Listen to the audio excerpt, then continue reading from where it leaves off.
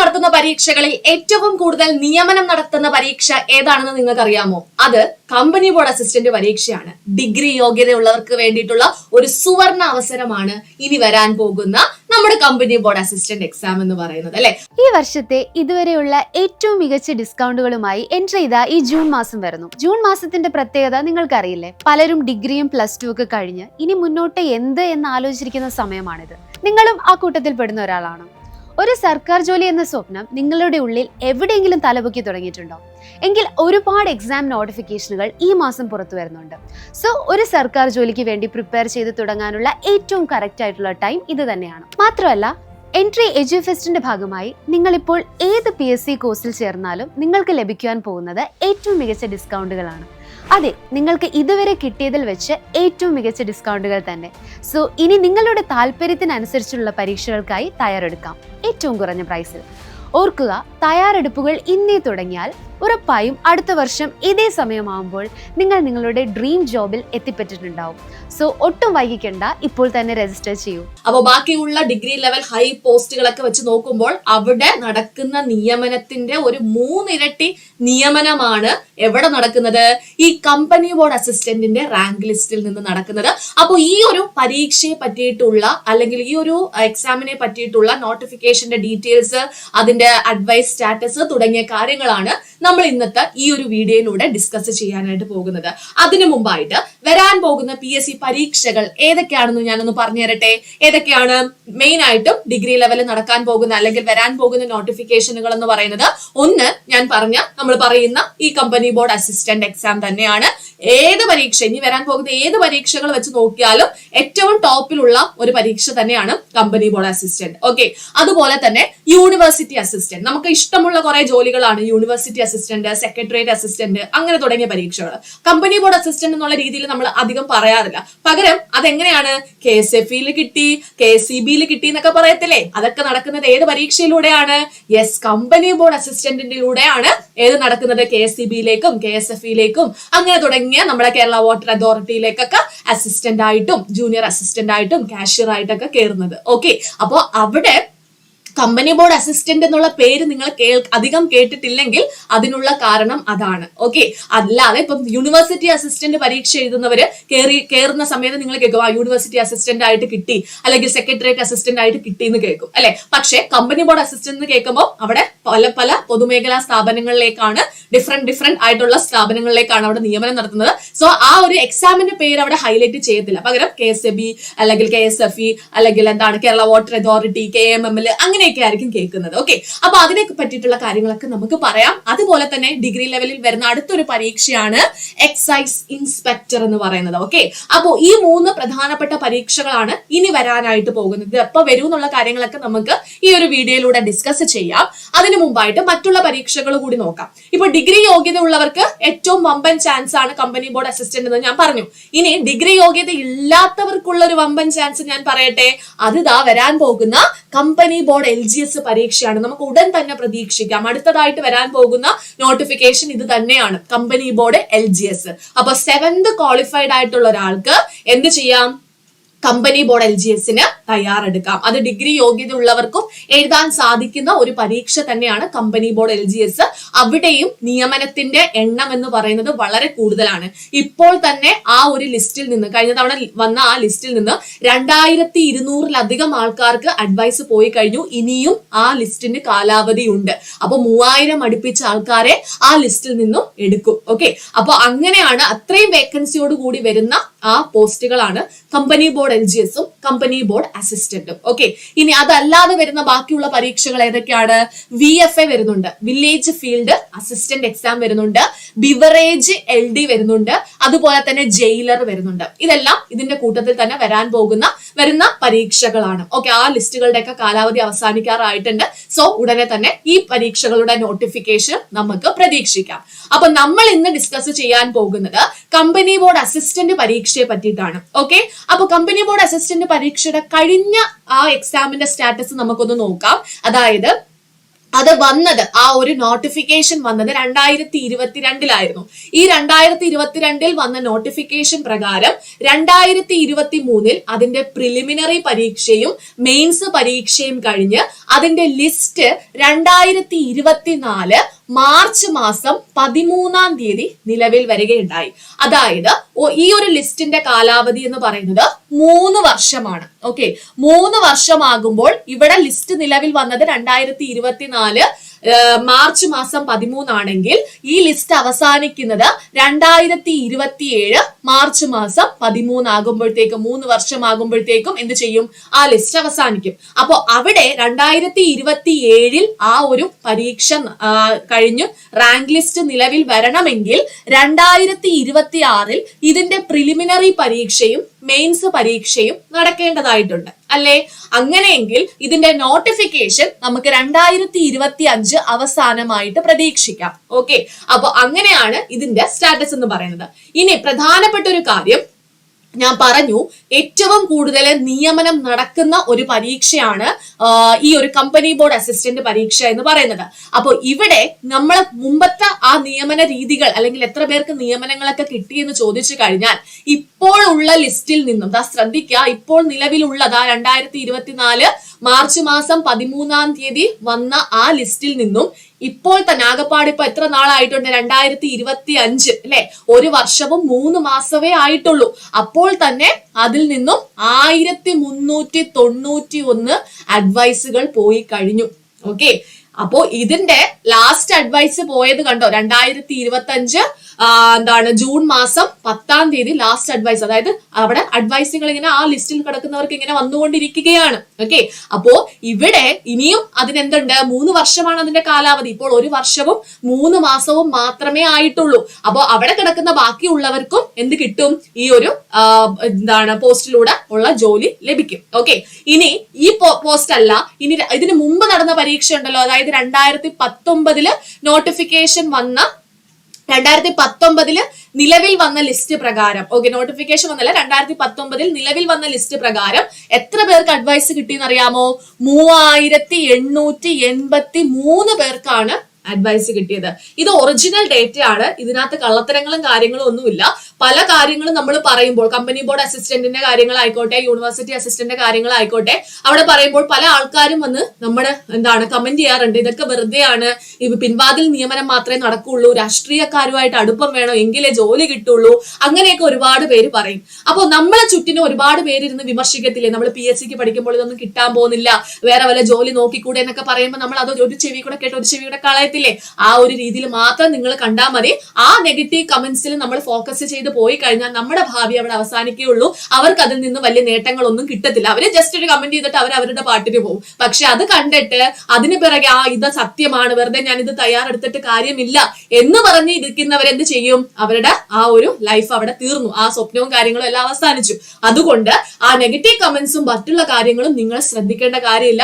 നിങ്ങൾക്കൊരു ലക്ഷ്യമുണ്ടോ, നിങ്ങൾക്ക് ഈ 2026 പരീക്ഷ നടന്ന് നിങ്ങൾക്ക് ആ ഒരു റാങ്ക് ലിസ്റ്റിൽ കയറണമെന്ന് ആഗ്രഹമുണ്ടോ, ഇപ്പൊ തന്നെ പഠിച്ചു തുടങ്ങിക്കോളൂ.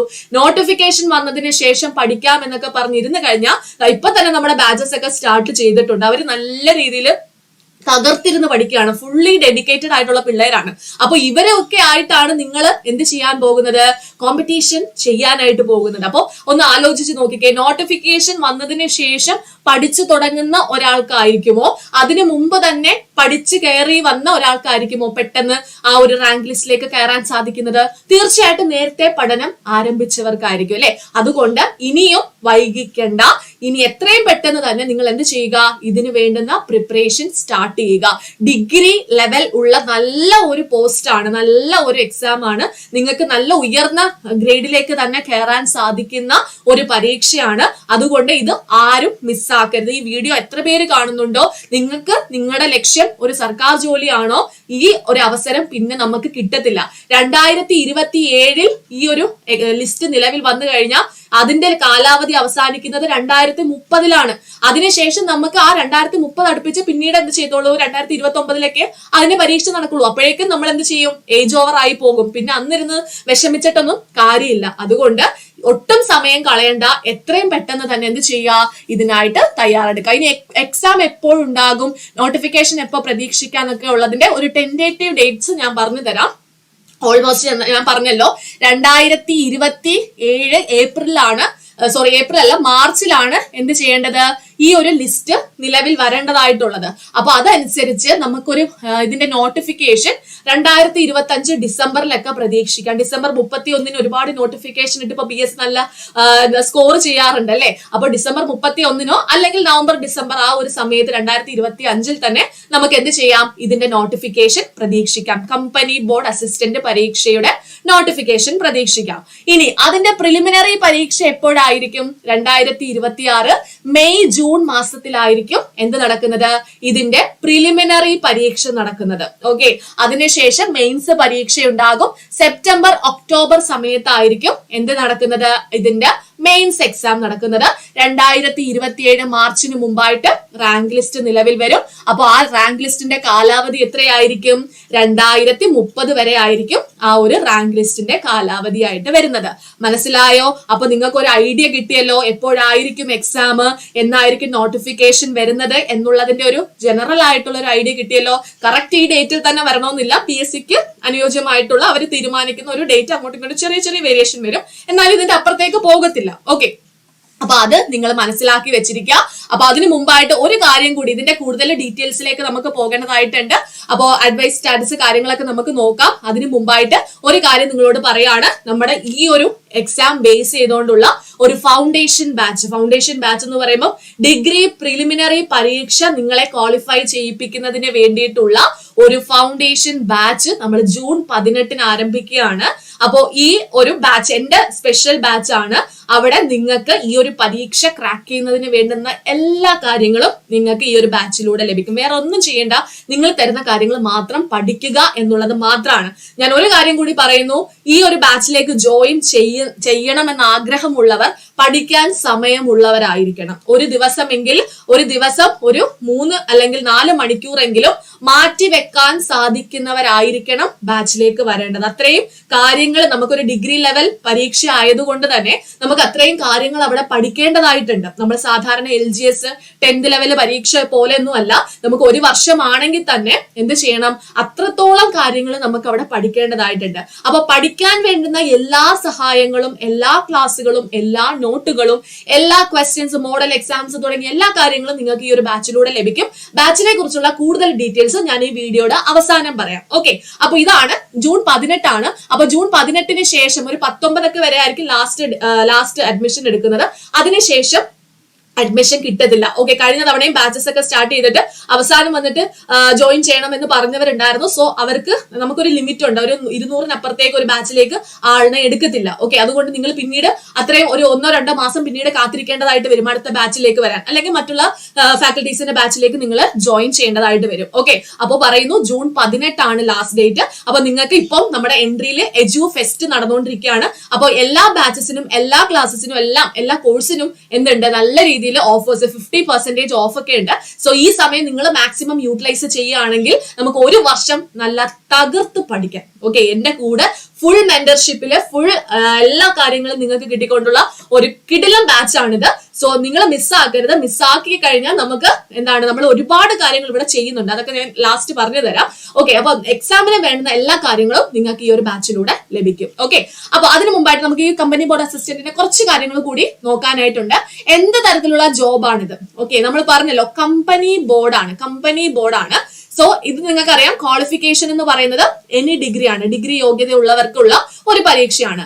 മെയിൻ ആയിട്ടും പൊതുമേഖലാ സ്ഥാപനങ്ങൾ ഉണ്ടല്ലോ, മെയിൻ ആയിട്ട് നമ്മുടെ കേരള സർക്കാരിന്റെ അണ്ടറിലുള്ള കേരള സ്റ്റേറ്റ് ഫിനാൻഷ്യൽ എന്റർപ്രൈസസ്, അതായത് നമ്മുടെ KSFE, Kerala state electricity board, KSEB, അതുപോലെ തന്നെ KMML, അതുപോലെ Keltron, Kerala state cashew development corporation, Malabar cements, Kerala state handloom development corporation, Kerala agro machinery corporation തുടങ്ങി ഒരുപാട് ഇതൊന്നും അല്ല എക്സെട്ര ഇവിടെ ഇട്ടേക്കുന്നുണ്ടോ, ഇനി ഒരുപാട് സ്ഥാപനങ്ങളുണ്ട്.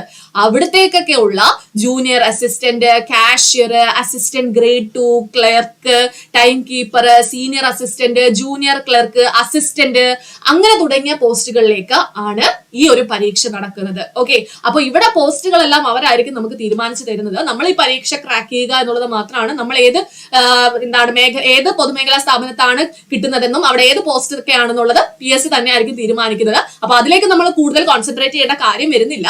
നമ്മൾ എന്ത് ചെയ്യാ, പ്രിലിമിനറി ഉണ്ട്, മെയിൻസ് പരീക്ഷയുണ്ട്, അത് നല്ല അടിപൊളിയായിട്ട് പഠിച്ചങ്ങ് സെറ്റാക്കി റിവിഷനും ചെയ്ത് പോയി അങ്ങ് എഴുതുക. അത് മാത്രമാണ് നമ്മുടെ മുന്നിലുള്ള ടാസ്ക്. ഓക്കെ, ഇവിടെ ഏറ്റവും ഇമ്പോർട്ടന്റ് ആയിട്ടുള്ള ഒരു കാര്യം എന്ന് പറയുന്നത് സ്കെയിൽ ഓഫ് പേ ആണ്. ബാക്കിയുള്ള എക്സാംസ്, ബാക്കിയുള്ള പോസ്റ്റുകളെ വെച്ച് നോക്കുമ്പോൾ നല്ല ഒരു സാലറി നിങ്ങൾക്ക് ഇവിടെ കിട്ടും. ഓക്കെ, സാലറി ഓരോ പോസ്റ്റുകൾക്കും ഡിഫറെന്റ് ആയതുകൊണ്ട് നമുക്ക് ഇവിടെ ഒരു സാലറി സ്കെയിൽ പറയാൻ പറ്റത്തില്ല. എങ്കിലും ഒരു 40-ന് മുകളിൽ സാലറി നിങ്ങൾക്ക് ഈ ഓരോ പോസ്റ്റുകളിൽ നിന്നായിട്ട് കിട്ടും. അപ്പോ ഇത് വെറുതെ കളയരുത്. ഇത് നമുക്ക് ബാക്കിയുള്ള ഏതൊക്കെ പരീക്ഷകൾ വന്നാലും ചിലപ്പോൾ നമ്മൾ ആ ലിസ്റ്റിൽ താഴെയായി പോയി കഴിഞ്ഞാൽ നമുക്ക് ചിലപ്പോൾ 3 വർഷമായാലും ജോലി കിട്ടണമെന്നില്ല. പക്ഷെ നിങ്ങൾ ഓർക്കുക, ഇവിടെ നിങ്ങൾ കുറച്ച് നാളൊന്ന് കഷ്ടപ്പെടാൻ റെഡി ആണെങ്കിൽ, എങ്ങനെയെങ്കിലും ഒരു 2000 റാങ്ക് ലിസ്റ്റിനുള്ളിൽ വന്ന് കിടക്കുകയാണെങ്കിൽ നിങ്ങൾക്ക് ജോലി സെറ്റാണ്, നിങ്ങൾക്ക് ജോലി ഉറപ്പാണ്. അതിലൊരു സംശയമില്ല. പല രീതിയിൽ നെഗറ്റീവ് കമന്റ്സും കാര്യങ്ങളും ഒക്കെ വീഡിയോയുടെ അണ്ടറിൽ വരും. അതാണ് പഠിക്കാൻ ഇല്ല, വെറുതെയാണ്, രാഷ്ട്രീയമാണ്, മറ്റേതാണെന്നൊക്കെ പറഞ്ഞ് വരും. അതൊന്നും നിങ്ങൾ കാര്യമാക്കണ്ട. അതൊക്കെ ആ ഒരു രീതിയിൽ കേട്ടങ്ങ് കളയുക എന്ന് മാത്രമാണ്.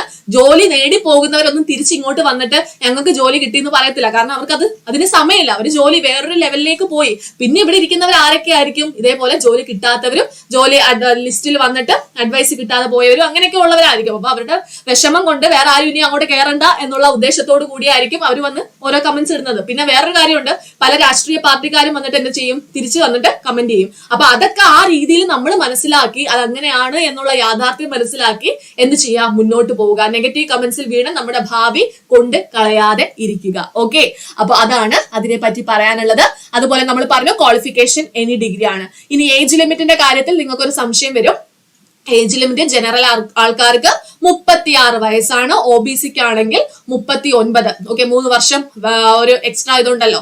അതുപോലെ SC STക്ക് ആണെങ്കിൽ 41 വയസ്സാണ് ഏജ് ലിമിറ്റ്. അത് കൃത്യമായിട്ടും ആ നോട്ടിഫിക്കേഷൻ വരുന്നതനുസരിച്ചുള്ള ഏജ് ലിമിറ്റ് ആയിരിക്കും അവിടെ നമ്മൾ നോക്കേണ്ടത്. ഓക്കെ, അപ്പോ കഴിഞ്ഞ പരീക്ഷകളൊക്കെ എഴുതി ഏജ് ഓവർ ആകാറായിരിക്കുന്നവർ ഒരുപാട് പേര് കാണും.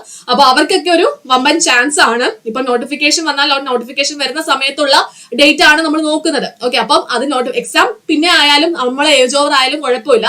നോട്ടിഫിക്കേഷൻ വന്ന സമയത്ത് നമ്മൾ ഏജ് ഓവർ ആയിട്ടില്ല എങ്കിൽ നമുക്ക് എന്ത് ചെയ്യാം, ആ പരീക്ഷ എഴുതാനായിട്ട് സാധിക്കും. ഓക്കെ, അപ്പൊ ഇവിടെ നമുക്ക് മെയിൻ ആയിട്ടും എങ്ങനെയാണ് ഇതിന്റെ പ്രിപ്പറേഷൻ കാര്യങ്ങൾ വരുന്നതെന്ന് ചോദിച്ചാൽ പ്രിലിംസും ഉണ്ട്, മെയിൻസും ഉണ്ട്. പ്രിലിമിനറി പരീക്ഷ നിങ്ങൾക്കറിയാം എന്താണ്, അത് പാസ്സാകാൻ വേണ്ടുന്ന ഒരു കട്ട് ഓഫ് മാത്രം മതി. അവിടെ നമുക്ക് റാങ്ക് ലിസ്റ്റിന്റെ ടോപ്പിൽ വരണമെന്നൊന്നുമില്ല.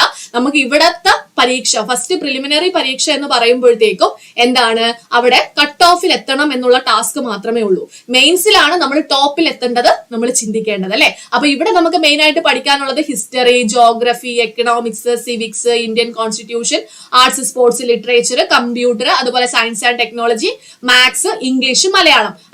ഇവിടെ മാത്സ്, ഇംഗ്ലീഷ്, മലയാളം എടുക്കുമ്പോൾ തന്നെ നമുക്ക് പകുതി മാർക്ക് കിട്ടി. ഓക്കെ, 50 മാർക്ക് കിട്ടി. പിന്നെ ഹിസ്റ്ററിയും കൂടെ നോക്കിയാൽ 60 ആയി. പിന്നെ അതിന്റെ ഇടയ്ക്ക് നിന്നുള്ള മാർക്കുകളൊക്കെ തന്നെ കിട്ടിയാൽ തന്നെ നമ്മൾ എന്ത് ചെയ്യും, പ്രിലിംസ് നമ്മൾ പാസ് ആയിക്കോളും. പിന്നെ നമ്മൾ മെയിൻസിന്റെ ആ ഒരു കാര്യത്തിലേക്ക് പഠിച്ചു തുടങ്ങാനായിട്ട് സാധിക്കും. ഓക്കെ, അപ്പൊ അതാണ് ഈ ഒരു രീതി, ഒരു എക്സാമിന്റെ ഒരു രീതി എന്ന് പറയുന്നത്. അപ്പൊ നമ്മുടെ ബാച്ചിലേക്ക് വരികയാണെങ്കിൽ ഞാൻ പറഞ്ഞല്ലോ, ജൂൺ 18-നാണ് നമ്മുടെ ബാച്ച് സ്റ്റാർട്ട് ചെയ്യുന്നത്. എന്റെ ബാച്ചാണ്. എന്റെ ബാച്ചിൽ ഒരു അസിസ്റ്റന്റ് മെന്റർ ഉണ്ട്, കോ മെന്റർ ഉണ്ട്. അത് സായിഗീത മാം ആണ്. അപ്പോൾ നമ്മളെ ബാച്ച് പോകുന്ന രീതി നമ്മളെ സ്റ്റുഡൻസിനോട് ചോദിച്ചാൽ തന്നെ നിങ്ങൾക്കറിയാം. പിള്ളേര് എത്ര ഇതായിട്ട് എത്ര വിഷമിച്ച് എന്നെ കൊണ്ട് പറ്റില്ല എന്ന് പറഞ്ഞു വന്നവര് പോലും ഇപ്പൊ നല്ല സൂപ്പർ ആയിട്ട് ഇരുന്ന് പഠിക്കുന്നുണ്ട്. കാരണം അവർക്ക് അതിന് വേണ്ടുന്ന ആ ഒരു കാര്യങ്ങളെല്ലാം തന്നെ നമ്മൾ പ്രൊവൈഡ് ചെയ്യുന്നുണ്ട്. അവർക്ക് വേണ്ടുന്ന എല്ലാ കാര്യങ്ങളും, സ്റ്റഡി മെറ്റീരിയൽസ് ആയിക്കോട്ടെ, ക്ലാസ്സുകളായിക്കോട്ടെ, എക്സാമുകളായിക്കോട്ടെ, എന്തൊക്കെ വേണോ എല്ലാ കാര്യങ്ങളും അവിടെയുണ്ട്. പിന്നെ നമ്മുടെ ബാച്ചിന്റെ എക്സ്ട്രാ ഫീച്ചേഴ്സ് ഞാൻ നിങ്ങളോട് പറഞ്ഞു തരാം. സ്ട്രക്ചേർഡ് ആയിട്ടുള്ള ഒരു സ്റ്റഡി പ്ലാൻ ഉണ്ടാകും. ഡിഗ്രി പ്രിലിമിനറി ബാച്ച് ആണ്. മെയിൻ ആയിട്ട് നമ്മൾ ഫോക്കസ് ചെയ്യുന്ന പ്രിലിംസ് പരീക്ഷ എന്ന് പറയുന്നത് കമ്പനി ബോർഡും അതുപോലെ തന്നെ യൂണിവേഴ്സിറ്റി അസിസ്റ്റന്റ് പരീക്ഷയുമാണ്. ഈ 2 പരീക്ഷ ഓൾമോസ്റ്റ് എക്സൈസ് ഇൻസ്പെക്ടർ എല്ലാം കൂടെ ചേർത്ത് ഒറ്റൊരു പ്രിലിമിനറി പരീക്ഷ ആകാനാണ് സാധ്യത കൂടുതൽ. എങ്കിലും ആദ്യമേ കമ്പനി ബോർഡ് അസിസ്റ്റന്റ് എക്സാമിന്റെ നോട്ടിഫിക്കേഷൻ ആയിരിക്കും വരുന്നത്. സോ അതനുസരിച്ച് നമ്മൾ കമ്പനി ബോർഡ്, യൂണിവേഴ്സിറ്റി അസിസ്റ്റന്റ് എന്നുള്ള രീതിയിൽ ഒരു യൂണിക്കോം ബാച്ച് ആണ് നമ്മൾ ഉദ്ദേശിക്കുന്നത്. University and company board assistant batch ആണ് ഉദ്ദേശിക്കുന്നത്. സോ ഇവിടെ നമ്മുടെ കോഴ്സ് എന്ന് പറയുന്നത് കൃത്യമായിട്ടുള്ള ഒരു സ്റ്റഡി പ്ലാൻ നിങ്ങൾക്ക് തരും. ഓരോ ദിവസം എന്തൊക്കെ പഠിക്കണം, ആ പഠിക്കുന്ന സമയത്ത് എന്തൊക്കെ കാര്യങ്ങൾ ശ്രദ്ധിക്കണം, ഏതൊക്കെ ടോപ്പിക്സിന് ഇമ്പോർട്ടൻസ് കൊടുക്കണം തുടങ്ങിയ എല്ലാ കാര്യങ്ങളും ഉൾപ്പെടുത്തിക്കൊണ്ടുള്ള ഒരു സ്റ്റഡി പ്ലാൻ ഉണ്ടാകും. അതുപോലെ തന്നെ നിങ്ങൾക്ക് ആ എക്സാം വരെയുള്ള ലാസ്റ്റ് എക്സാമിന്റെ ആ ദിവസം വരെയുള്ള മെന്റർഷിപ്പ് ഫുള്ളി നിങ്ങൾക്ക് ഉണ്ടായിരിക്കും. 24 hours മെന്റർഷിപ്പ് ആണ്. പഠിക്കുന്ന സമയത്ത് എന്ത് സംശയങ്ങൾ ഉണ്ടെങ്കിലും നിങ്ങൾക്ക് പറഞ്ഞു തരാൻ നമ്മൾ ഇവിടെ ഇപ്പുറത്തെ സൈഡിൽ കുറച്ച് ആൾക്കാർ ഇരിപ്പുണ്ട്. ഓക്കെ, അപ്പൊ അത് വേണ്ടുന്ന എല്ലാ കാര്യങ്ങളും നിങ്ങൾക്ക് അവിടെ അവൈലബിൾ ആയിരിക്കും. അതുപോലെ തന്നെ നമ്മൾ കോംപ്രഹെൻസീവ് സിലബസ് കവറേജ് നമ്മൾ ആ ഒരു എക്സാമിന് മുമ്പ്, അതായത് നമ്മളിപ്പോ ഈ ബാച്ചിന്റെ ഉദ്ദേശം എന്ന് പറയുന്നത് തന്നെ ജൂണേ ആയിട്ടുള്ളൂ. നമുക്കിനി ജൂൺ കഴിഞ്ഞ് July, August, September, October, November, December, അതായത് നോട്ടിഫിക്കേഷൻ വരുമ്പോഴത്തേക്കും നമ്മൾ എന്ത് ചെയ്യുന്നു, സിലബസ് മൊത്തത്തിൽ കവർ ചെയ്യുന്നു. ഇതിന് ശേഷവും നമ്മൾ എന്താണ് വേറെ ബാച്ചസ് വരും. അത് നോട്ടിഫിക്കേഷൻ വന്നതിന് ശേഷമുള്ള ബാച്ചസ് എന്ന് പറയുന്നത് നമ്മൾ പെട്ടെന്ന് ഓട്ടിച്ച് പഠിക്കുക എന്നുള്ള ഒരു രീതിയാണ്. മനസ്സിലായോ? അതായത് നമുക്ക് ആ എക്സാമിന് മുമ്പായിട്ട് മൊത്തത്തിൽ കവർ ചെയ്യണം. അത് വലിയൊരു സിലബസ് ആണ്. സോ നമുക്ക് എല്ലാം കൂടെ ചെയ്ത് തീർക്കാൻ അവിടെ സമയം കിട്ടത്തില്ല. അപ്പൊ നമ്മൾ ഈ നേരത്തെ ഈ ബാച്ച് സ്റ്റാർട്ട് ചെയ്യുന്നതിന്റെ ഉദ്ദേശം തന്നെ ആ ഒരു നോട്ടിഫിക്കേഷൻ വരുന്നതിന് മുമ്പായിട്ട് എന്ത് ചെയ്യണം, ഫുള്ളി സിലബസ് കവർ ചെയ്യും. ഓക്കെ, സിലബസിൽ എന്തൊക്കെയുണ്ടോ അതെല്ലാം കവർ ചെയ്യുന്നു. അതിന്റെ കൂടെ പ്രീവിയസ് ഇയർ ക്വസ്റ്റ്യൻസ് പ്രാക്ടീസ് ഉണ്ട്. അതായത് നമ്മുടെ മോർണിംഗ് ലൈവ് ഒക്കെ ഉണ്ട്. അപ്പൊ ഇതിന്റെ എക്സ്ട്രാ ലൈവിലൂടെ നമ്മൾ പ്രീവിയസ് ഇയർ ക്വസ്റ്റ്യൻസ് പ്രാക്ടീസ് എന്ന് പറഞ്ഞാൽ ജസ്റ്റ് പ്രീവിയസ് ഇയർ ക്വസ്റ്റ്യൻസ് ഇങ്ങനെ ഇത് വന്നിട്ടുണ്ടോ എന്നുള്ള പ്രാക്ടീസ് അല്ല. നിങ്ങൾ വിചാരിക്കുന്നത് പോലെയല്ല. ഒരു ടോപ്പിക്കിൽ നിന്ന് ക്വസ്റ്റ്യൻ വന്നു കഴിഞ്ഞാൽ ആ ടോപ്പിക്ക് നമ്മൾ ഓട്ടിച്ച് പഠിക്കും. അതായത് അതിനകത്ത് വേണ്ടുന്ന എല്ലാ ഇമ്പോർട്ടന്റ് കാര്യങ്ങളും പഠിച്ചു പോയിട്ടായിരിക്കും നമ്മൾ റിവിഷൻ ചെയ്യുന്നത്. അതായത് ഇവിടെ ഒരു സ്റ്റഡി പ്ലാൻ പാരലായിട്ട് ഇങ്ങനെ പൊക്കോണ്ടിരിക്കുമ്പോൾ നമ്മൾ അപ്പുറത്തെ സൈഡിൽ പ്രീവിയസ് ഇയർ ക്വസ്റ്റ്യൻസ് പ്രാക്ടീസ് ചെയ്തുകൊണ്ട് അപ്പുറത്തുനിന്ന് നമ്മൾ പഠിച്ചുകൊണ്ടിരിക്കുകയാണ്. അതായത് രണ്ട് സൈഡിൽ നിന്നും നമ്മൾ പഠിച്ച് ഫാസ്റ്റ് ആക്കാനായിട്ടാണ് ഉദ്ദേശിക്കുന്നത്. അപ്പൊ ഇവിടെ നിങ്ങൾ സ്റ്റഡി പ്ലാൻ ഓരോ സിലബസ് ഇങ്ങനെ കവർ ചെയ്ത് വരുമ്പോൾ അവിടെ നമ്മൾ പ്രീവിയസ് ഇയർ ക്വസ്റ്റ്യൻസ് ഇടവിട്ടുള്ള ദിവസങ്ങളിൽ പ്രീവിയസ് ഇയർ ക്വസ്റ്റ്യൻസിന്റെ പ്രാക്ടീസ് ഉണ്ടാകും. So previous year questions practice ചെയ്തായിരിക്കും നമ്മൾ പോകുന്നത്. പിന്നെ സ്പെഷ്യൽ PDF നോട്ട്, എന്റെ ബാച്ചിന്റെ ഒരു സ്പെഷ്യാലിറ്റി ആണ്. നിങ്ങൾക്ക് വേണ്ടുന്ന ഒരു ക്യാപ്സ്യൂൾ നോട്ട് എല്ലാ ടോപ്പിക് ബേസ് ചെയ്തുകൊണ്ട്, ഇംഗ്ലീഷ്, മലയാളം, മാത്സ് ഇല്ല, ബാക്കിയുള്ള എല്ലാ ടോപ്പിക്സ് ബേസ് ചെയ്തുകൊണ്ടുള്ള PDF നോട്ട് ഉണ്ടായിരിക്കും. പ്രീവിയസ് ഇയർ ക്വസ്റ്റ്യൻസിന്റെ PDF ഉണ്ടായിരിക്കും. അങ്ങനെ തുടങ്ങി എല്ലാ കാര്യങ്ങളും നിങ്ങൾക്ക് അവിടെ ലഭിക്കും. Then live and recorded class, എന്റെ സ്പെഷ്യൽ ലൈവ് ക്ലാസ്സസ് ഉണ്ടായിരിക്കും. അതുപോലെ തന്നെ ബാക്കിയുള്ള ഫാക്കൽറ്റീസിന്റെതും എല്ലാവരുടെയും ലൈവ് ക്ലാസ്, എൻട്രിയിലുള്ള മിക്ക ഫാക്കൽറ്റീസിന്റെയും ലൈവ് ക്ലാസ്സുകൾ ഉണ്ടായിരിക്കും. അതുപോലെ തന്നെ റെക്കോർഡഡ് ക്ലാസ്സുകളും നിങ്ങൾക്ക് ഉണ്ടായിരിക്കും. ദെൻ ഇന്റർമീഡിയറ്റ് റിവിഷൻ സെഷൻ ആണ്. നമ്മുടെ ബാച്ചിലുള്ളവരടുത്ത് ചോദിച്ചറിയാം, നമ്മള് 10 ദിവസം കൂടുമ്പോൾ ആ പഠിച്ച കാര്യങ്ങൾ ബേസ് ചെയ്തുകൊണ്ടുള്ള ഒരു റിവിഷൻ നടത്താറുണ്ട്. അത് റൗണ്ട് അപ്പ് റിവിഷൻ എന്നാണ് നമ്മൾ പറയുന്നത്. അതായത് അന്ന് വരെ പഠിച്ച എല്ലാ ടോപ്പിക്കും ബേസ് ചെയ്തുകൊണ്ട് നമ്മൾ ലൈവിലൂടെ ആ ടോപ്പിക്ക് പഠിച്ചങ്ങ് സെറ്റ് ആക്കും. അതാണ് നമ്മൾ റൗണ്ട് അപ്പ് റിവിഷൻ. അപ്പൊ ആ ഒരു ഇന്റർമീഡിയറ്റ് റിവിഷൻ ഉണ്ടാകും. അതുപോലെ 10 ദിവസം കൂടുമ്പോൾ 25ാമത്തെ ദിവസം, 50ാമത്തെ ദിവസം, അങ്ങനെ നമ്മൾ പർട്ടിക്കുലർ ഇന്റർവൽസിലായിരിക്കും നമ്മൾ റിവിഷൻ നടത്തുന്നത്. അതേപോലെ തന്നെ ആയിരിക്കും മോക്ക് എക്സാംസും മോഡൽ എക്സാംസും. ഇതേപോലെ ഇന്റർവെൽസിൽ നമ്മൾ എക്സാംസ് ഉണ്ടായിരിക്കും. ഓരോ ടാസ്ക് കഴിയുമ്പോഴും ആ ടാസ്ക് ബേസ് ചെയ്തുകൊണ്ടുള്ള എക്സാംസ്. അത് കഴിഞ്ഞ് 25 ഡേ കഴിയുമ്പോൾ 25 ഡേയ്സ് എന്തൊക്കെ പഠിച്ചു അതെല്ലാം ബേസ് ചെയ്തുകൊണ്ടുള്ള എക്സാം. 50ാമത്തെ ദിവസം 50ാമത്തെ ഒരു മോഡൽ എക്സാം. അങ്ങനെ ഒരുപാട് എക്സാംസ് നിങ്ങൾക്ക് ഇവിടെ പ്രാക്ടീസ് ചെയ്യാനായിട്ട് സാധിക്കും. ദെൻ പ്രോഗ്രസ് ഇവാലുവേഷൻ ആണ്. ഓരോ റാങ്ക് ലിസ്റ്റ് വരുമ്പോഴും നമ്മള് കുട്ടികൾക്ക് ഏറ്റവും ആദ്യമേയൊക്കെ വന്നിട്ട് ഒരുപാട് റാങ്കിന് താഴെ പോകുമ്പോൾ വിഷമിച്ച് എന്നെ കൊണ്ട് പറ്റുമോ എന്നുള്ള രീതിയിൽ ഒരുപാട് പേര് ചോദിക്കാറുണ്ട്. ഓക്കെ, അപ്പൊ അങ്ങനെയുള്ളവര് അവിടെ, കാരണം എന്താണ്, ഒരുപാട് പേര് ടോപ്പിൽ 1 റാങ്ക്, ഇപ്പം എക്സാം കഴിയുമ്പോൾ ഉടനെ തന്നെ റാങ്ക് ലിസ്റ്റ് പബ്ലിഷ് ചെയ്യും. റാങ്ക് ലിസ്റ്റിനകത്ത് 1, 2, 3 റാങ്കിലുള്ളവര് അവരുടെ പേരും കാര്യങ്ങളൊക്കെ പറയുമ്പോൾ ഒരുപാട് പേരും പിന്നിലായിട്ടുണ്ട്. അതായത് പഠിക്കാൻ പറ്റാത്ത സിറ്റുവേഷൻ ഉള്ളവരുണ്ടല്ലോ. അപ്പൊ അവർ കുറെ പേർക്ക് അവരുടേതായിട്ടുള്ള കാരണം കൊണ്ടാണ് പഠിക്കാൻ പറ്റാത്തത്. അതിൻ്റെതായിട്ടുള്ള രീതിയിൽ വിഷമിച്ചിരിക്കുന്നവരുണ്ട്. പക്ഷേ നിങ്ങൾ മനസ്സിലാക്കേണ്ടത് ഈ പ്രോഗ്രസ് ഇവാലുവേഷൻ ഒരുപാട് പേരുടെ ജീവിതത്തിൽ മാറ്റം വരുത്താനായിട്ട് സാധിച്ചിട്ടുണ്ട്. അതായത് ഒരുപാട് ടോപ്പിൽ മീൻസ് ബോട്ടത്തിൽ കടന്ന പിള്ളേർ പോലും ഇപ്പോ ആ ഒരു റാങ്ക് ലിസ്റ്റിന്റെ ടോപ്പിൽ എത്തണം എന്നുള്ള ആവേശത്തിൽ പഠിച്ച് കയറി വരുന്നുണ്ട്. ഓക്കെ, അപ്പൊ അതിനൊക്കെ ഒരുപാട് ഇമ്പോർട്ടൻസ്. നമ്മൾ വീട്ടിലിരുന്ന് വെറുതെ ഒരു ക്ലാസ് നോക്കി പഠിക്കുന്നതിനേക്കാളും ഒരു കോമ്പറ്റീഷൻ മൈൻഡ് നമ്മുടെ ഈ ഒരു പ്രോഗ്രസ് ഇവാലുവേഷനിലൂടെയും മോഡൽ എക്സാമിലൂടെയൊക്കെ നിങ്ങൾക്ക് ലഭിക്കും. അപ്പോ സെൽഫ് സ്റ്റഡി ആണ് ബെറ്റർ എന്ന് വിചാരിക്കുന്നവർ ചിന്തിക്കുക. സെൽഫ് സ്റ്റഡിയെക്കാളും കുറച്ചും കൂടെ ബെറ്റർ ആയിട്ടുള്ളത് ഒരു മെന്റർഷിപ്പോട് കൂടി ഒരു ബാക്കിയുള്ളവരോട് ഒത്ത് നമ്മൾ കോമ്പീറ്റ് ചെയ്ത് പഠിക്കുന്നതായിരിക്കും ഏറ്റവും ബെസ്റ്റ് ആയിട്ടുള്ള കാര്യം. എങ്കിൽ മാത്രമേ നമ്മൾ എവിടെ കിടക്കുന്നു എന്നും നമ്മൾ എത്രത്തോളം ഇനി മുകളിലേക്ക് ലെവലിലേക്ക് കയറാനുണ്ട് എന്നും നമുക്ക് വിലയിരുത്താനായിട്ട് സാധിക്കുകയുള്ളൂ. അല്ലാതെ നമ്മൾ മാത്രം ഇരുന്ന് പഠിച്ചു കഴിഞ്ഞാൽ നമ്മൾ സാധാരണ രീതിയിൽ പഠിച്ചങ്ങ് പോയി എക്സാം എഴുതും. എക്സാം ക്വസ്റ്റ്യൻ പേപ്പർ കിട്ടുമ്പോഴായിരിക്കും അയ്യോ ഇതൊന്നും പഠിച്ച കാര്യങ്ങളല്ലല്ലോ, പഠിക്കാൻ ഇനിയും ഉണ്ടായിരുന്നല്ലോ, അല്ലെങ്കിൽ പഠിച്ചിട്ട് ഓർമ്മയില്ലല്ലോ എന്നുള്ള കാര്യങ്ങൾ നമ്മുടെ മനസ്സിൽ വരുന്നത്. അപ്പോഴത്തേക്കും നമ്മുടെ ചാൻസ് അവിടെ കഴിഞ്ഞു. ഓക്കെ, ഇനി പറഞ്ഞിട്ട് കാര്യമില്ലല്ലോ. സോ അങ്ങനത്തെ ഒരു അവസ്ഥ ആർക്കും ഉണ്ടാകരുത്. അതുകൊണ്ട് നിങ്ങൾക്ക് എന്റെ ബാച്ചിൽ ജോയിൻ ചെയ്യാൻ താല്പര്യം ഉണ്ടെങ്കിൽ തീർച്ചയായിട്ടും നിങ്ങൾക്ക് എന്റെ ബാച്ചിൽ ജോയിൻ ചെയ്യാം. ഒരു വർഷം നിങ്ങളോടൊപ്പം ഞാനും ഉണ്ടാകും. രാത്രിയില്ല പകലില്ല, ഫുൾ ടൈം നമ്മൾ ഇതുമായിട്ടുള്ള കാര്യങ്ങളൊക്കെ തന്നെ ആയിരിക്കും. Full time പഠനമായിരിക്കും. സോ അവിടെ നിങ്ങൾക്ക് വേണ്ടുന്ന എല്ലാ കാര്യങ്ങളും ലഭിക്കും. ഓക്കെ, അപ്പോ അതുപോലെ തന്നെ പ്രീവിയസ് ഇയർ ക്വസ്റ്റ്യൻ പ്രാക്ടീസ് ആണ് മറ്റൊരു സ്പെഷ്യാലിറ്റി. ഞാൻ പറഞ്ഞല്ലോ എല്ലാ എക്സാംസും എടുക്കും. ഇപ്പൊ നമ്മൾ ഡിഗ്രി ലെവൽ പരീക്ഷയാണെന്ന് പറഞ്ഞ് ഡിഗ്രി പ്രിലിംസിന്റെ ക്വസ്റ്റ്യൻ പേപ്പർ മാത്രമല്ല നമ്മൾ ഇവാലുവേറ്റ് ചെയ്യുന്നത് അല്ലെങ്കിൽ പ്രീവിയസ് ഇയർ ക്വസ്റ്റ്യൻ പ്രാക്ടീസ് ചെയ്യുന്നത്.